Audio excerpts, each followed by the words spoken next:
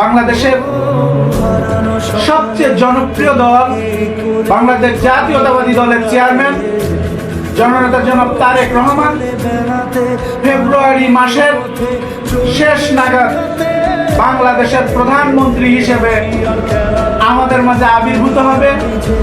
বাংলাদেশের মানুষ এই দিনটির জন্যই অপেক্ষা করছে।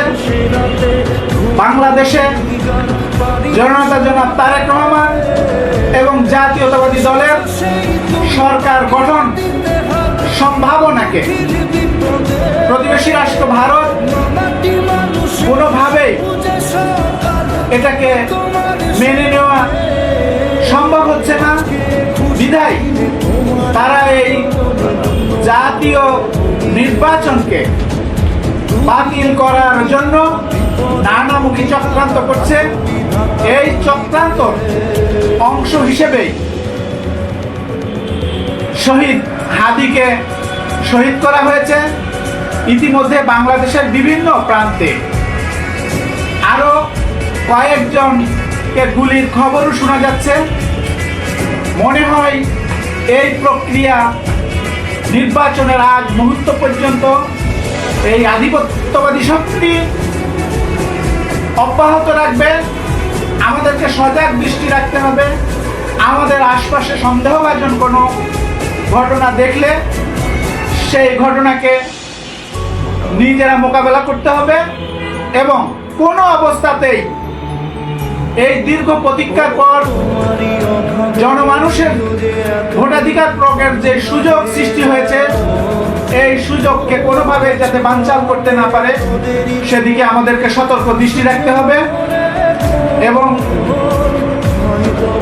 প্রত্যেকেই এক একজন সৈনিকের ভূমিকায় দেশের স্বাধীনতা সার্বভৌমত্ব রক্ষা করতে হবে। ইতিমধ্যেই বাংলাদেশের অন্তর্বর্তীকালীন সরকার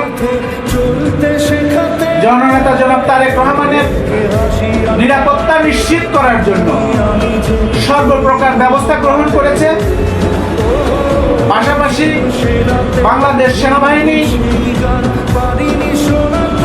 তাদের পক্ষ থেকেও জননেতা জনাব তারেক রহমানের নিরাপত্তার জন্য নিরাপত্তা নিশ্চিত করার জন্য তাদের পক্ষ থেকেও ব্যবস্থা গ্রহণ করা হয়েছে। আশা করি সমস্ত ঘাত প্রতিঘাত অতিক্রম করে বাংলাদেশের মানুষের ভাগ্য নির্ধারণের জন্য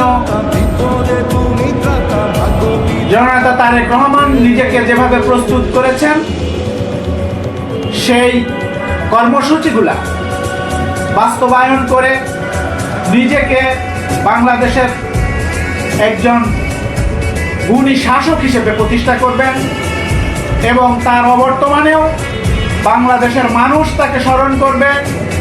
যেমন সিঙ্গাপুরের নাম নিলে জনাব লি কুয়ানের নাম আসে, মালয়েশিয়ার নাম নিলে মাহাথিরের নাম আসে। আগামীতে বাংলাদেশকে তিনি এমন একটা পর্যায়ে নিয়ে যাবেন তার অবর্তমানে বাংলাদেশের কথা উচ্চারণ করলে জননেতা জনাব তারেক রহমানের নাম যাতে প্রস্ফুটিত হয়, মানুষ স্মরণ রাখে, সেই রকম একটি সুন্দর বাংলাদেশ বিনির্মাণের জন্য তিনি 17 বছর ধরে যে পরিকল্পনা গ্রহণ করেছেন আশা করি তিনি বাস্তবায়ন করবেন।